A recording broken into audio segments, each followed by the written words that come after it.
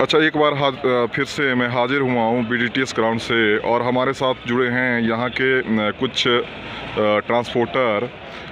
तो अमरनाथ जी, आप बताएं, क्योंकि अभी कुछ दिन पहले गौतम अडानी ने स्टेटमेंट दी थी कि अंबुजा और बरवाना में जो कार्यकारिणियाँ हैं, सोसाइटियाँ हैं और ट्रांसपोर्टर हैं, उनके अड़ियल रवैये के कारण उन्हें ये फैक्ट्रियां बंद करनी पड़ी, क्योंकि यहाँ पे जो अपना ट्रांसपोर्टेशन का किराया है बहुत ज़्यादा है और ये कार्यकारिणियाँ उस पर अड़ी हुई है, जिसके कारण उसे ये कंपनियां बंद करनी पड़े। बताएं, आप क्या कहना चाहते हैं?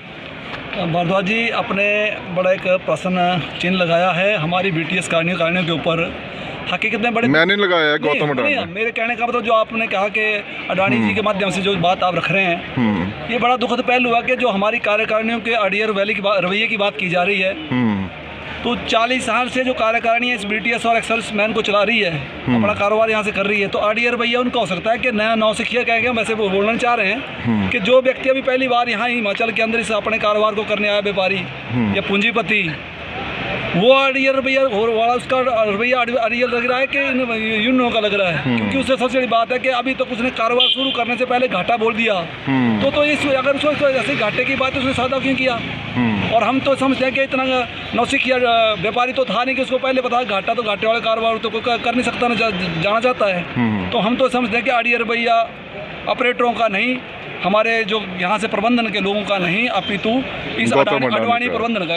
इसके साथ वो यहाँ के जो फार्मूले हैं, चाहे अपने किराए का है, उसको दरकिनार कर रहा है अपने गौतम अडानी, उनको दरकिनार कर रहे हैं। हाँ, तो मैं समझता हूँ कि ये तो उनकी तो वही जो कहा कि उस अड़ियल रवैये के कारण इसको दरकिनार कर रहा है, क्योंकि ये जो फार्मूला बना है तो किसी व्यक्तिगत ट्रांसपोर्टरों ने नहीं बनाया है। इसकी मध्यस्थता सरकार के द्वारा, सरकार के प्रशासनिक लोग बैठते हैं, उसका प्रबंधन के ACC जो हमारा जो पहले होता था, अडवाणी की बात करें, इसी जो उद्योगपति होते हैं इनके प्रबंधन के लोग बैठते हैं, और हमारी जो यूनियन बनती है उनके लोग बैठते हैं, उनकी मध्यस्थता में ये फार्मूला बना है। तो अब ऐसी तो बात है ना कि अब हम आरोप तब हमारे मान लेते हैं, सहन करते हैं कि अगर हमारे लोगों ने फार्मूला बनाया होता। ये तो जब से संस्था यहाँ से चली है तब से फार्मूला बना है, तो हम तो उसी को मांग रहे हैं। हम तो कुछ नहीं बोल रहे हैं, जितना था वो मिलने वाला, ऐसा अलग तो ज़्यादा तो मांग रहे हैं जी। अच्छा, एक और वरिष्ठ ट्रांसपोर्टर शेर सिंह ठाकुर जी, जो तकरीबन 35 वर्षों से यहाँ पे एज ए ऑपरेटर काम कर रहे हैं। सर बताएं, अडानी ग्रुप के आते ही यहाँ पे कितनी हलचल हो गई? अडानी ग्रुप के आने से यहाँ पर लोगों को बहुत नुकसान हुआ, क्योंकि इससे पहले जब शुरू से ये ACC में फैक्ट्री लगी थी, तो उस टाइम जो ACC का और यहाँ की जनता का जो आपस में तालमेल था बहुत अच्छा था। और 1984 में जब ये फैक्ट्री लगी तो उस टाइम भी यहाँ पर जो बाहर से गाड़ियाँ लाना चाह रहे थे, पंजाब से अभय सिंह और पढ़ीर, तो भी हमारे सामने की बात है।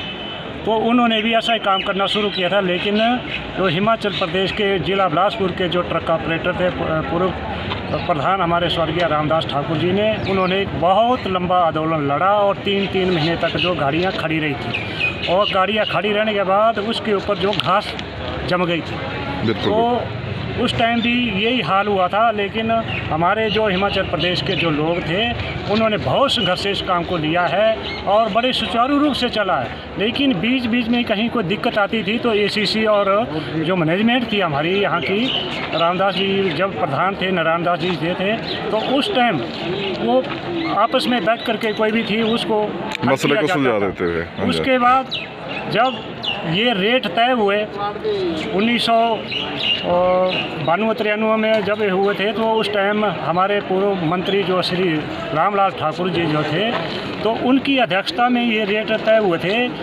वहाँ वरिष्ठ मंत्री बैठे, DC और ACC मैनेजमेंट और अपने BTTS, इनके अंदर जो हमारे कारपोरेट बढ़ते थे, जैसे टायर बढ़ना, स्पेयर पार्ट, कोई भी इंश्योरेंस, हमारे जो भी इसमें आते थे, फार्मूला बना था। उसी के हिसाब से ये फार्मूला तय हुआ था कि और आगे अप्रैल टू अप्रैल जो हमारी हाइट बनती थी वो मिलती थी हमें। और उसके बाद ACC सीमेंट फैक्ट्री ने इस प्लांट को बाहर के जो आए थे होलसेल माहिद, उसके पास गया, उसके साथ भी चला रहा। उन्होंने भी बढ़िया काम किया और बहुत ज़्यादा मुनाफा कमाया उन्होंने। और उसके बाद अब ये जो अडानी ग्रुप आया इसने तानाशाही चला दी यहाँ पर, और गुंडागर्दी जो ये यहाँ चला रहा है ये यहाँ पर नहीं चलेगी।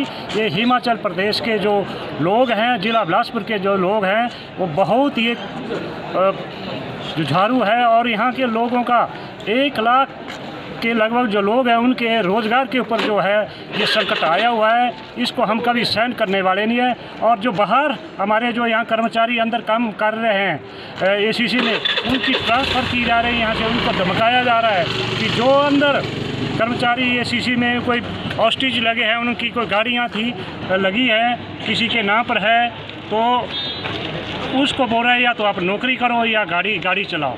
तो ये तानाशाही यह नहीं चलेगी। और यहाँ के लोगों के लिए जो रोज़गार था एसीसी ने दिया था उस वक्त, उस टाइम कोई ये फार्मूले हमारे पूर्वज नहीं थोपे गए थे।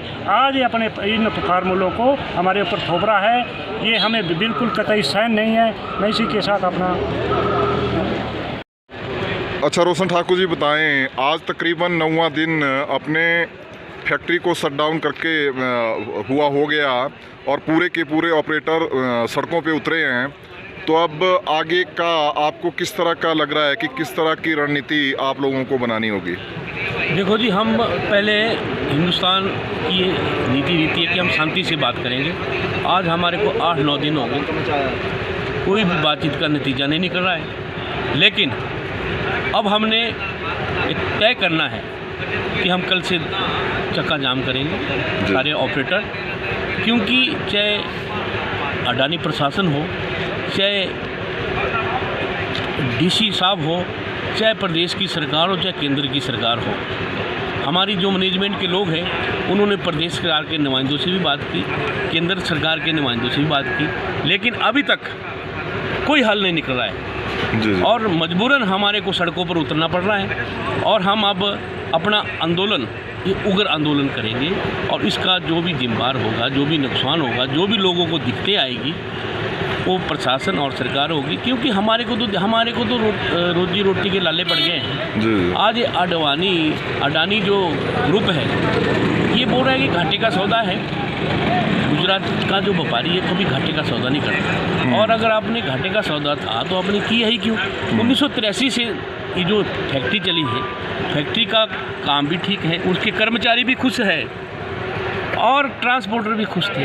जी। बीच में छोटी मोटी कभी बातचीत हुई और टेबल पे सॉर्ट आउट हो गई, लेकिन इतनी बड़ी दादागिरी से ये हम तो बड़े सौभाग्यशाली समझते थे अपने आप को कि ये अडानी है, विश्व का तीसरा सबसे अमीर आदमी बने। इससे पहले हमारे यहाँ अंग्रेज़ों ने ये कंपनी को हैंडओवर किया था, हमारे ऑपरेटर बहुत खुशी थे। ये तो बहुत ही गलत इसकी नीतियाँ हैं और इस नीतियों के विरुद्ध हमारे को चाहे किसी भी स्टेज पर जाना पड़े।